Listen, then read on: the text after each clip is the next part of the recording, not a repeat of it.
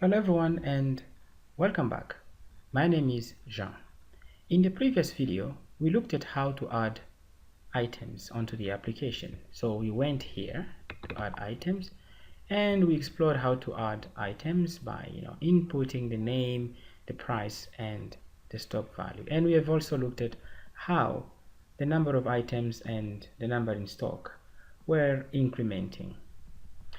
So now we are going to look at our stock management. And what do I mean by stock management or the stock manager?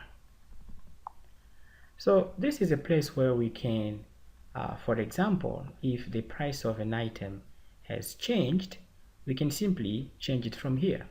Or we have got more stock coming in the store or in the shop, we can simply change the number of stock manually here. Now changing the number of stock manually, especially when you are decreasing or you are reducing the stock, is kind of funny, right? You don't just go ahead and change the number of items, just by reducing.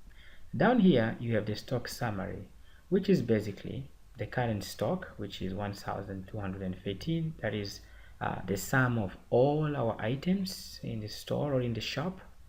And we have the stock value. This is 47,348 rands, and of course this is the amount value for all the items put together. Now if you want to change, for example, some avocados have actually gone bad, rotten, rotten avocados or rotten tomatoes and all those kind of things, you can go ahead and just click on avocado right here, and you can change the stock probably to 10 because 5 avocados have gone rotten, and you can actually just say save. So when you save, you can see here it now says that in stock we have 10. It's no longer 15. And of course down here, even the current stock has also reduced by 5. We have now 1208. And down here, even the stock value has also reduced. We have now 47,318. So that's how it works. If you go to baked beans and you just received more of these items and you want to add the number here to 30, you can now save. And after saving, I want you to look at the numbers and how they will change. Save, edit, and now you can see that the current stock has gone up again and the amount value has accordingly gone up. So that's how it works. Now what if you just want to change the price? The stock is the same, but you change the price. So let's go to the banana bag. We're going to leave the stock the way it is, and we're just going to change here and say 50. So now what happens is that the stock remains the same, okay, but the stock value has now changed because we changed that price value. And of course you can go ahead and change the name of an item. For example, I could actually come down here and let me say I'll say pen black, and I can go ahead and say pen black ABC and save. So everything is the same, but now the name has changed, and here's what the name has changed. So that is what stock management is really about. The last thing I'm going to show you before the end of this video is how you can email the stock to the owner of the shop, or how you can send it to an email.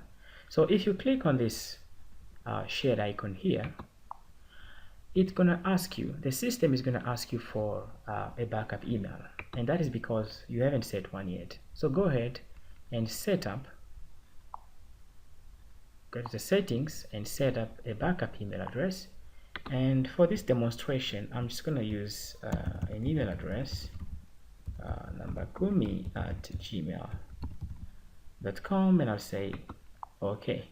So now if I go back to stock manager, and if I click on that icon again, now we have nambakumi@gmail.com, which is an email open on this computer. So I'll say send.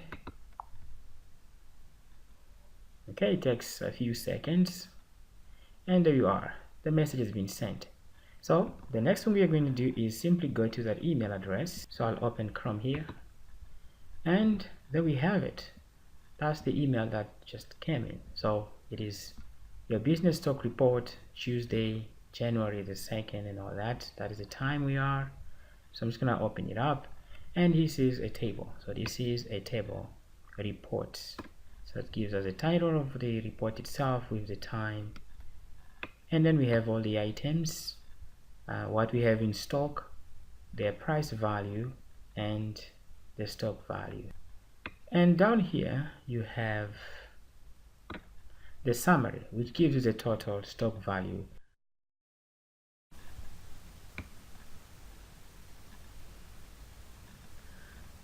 Alright, so let us go back to the application. And the last thing I want to mention is that if you have a long list of items, it's okay, you can just enter the first letters of the items you're looking for. For example, if you're looking for something that starts with juice, you can just say JU and you have all the juice. For example, apples, blueberry, cocktail, and so forth. Then you can simply select it and do whatever you want to do with it. If it was bread, you can simply say bread, just BR, and you have everything there. If it's rice, okay, so this makes searching and finding quite efficient and easy.